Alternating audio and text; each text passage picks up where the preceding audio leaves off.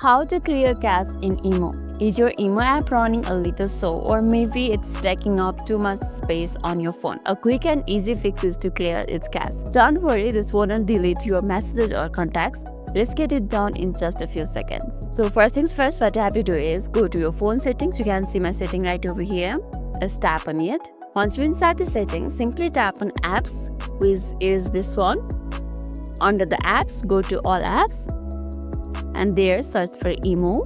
Here it is. And now once you're inside the app info, tap on storage and cache. It's the third option. Tap on it, and there you can see an option called clear cache. Right now my cache is 3.08 MB. Let's tap on clear cache, and it's gone. That's it. All your temporary files are gone. Was that easy?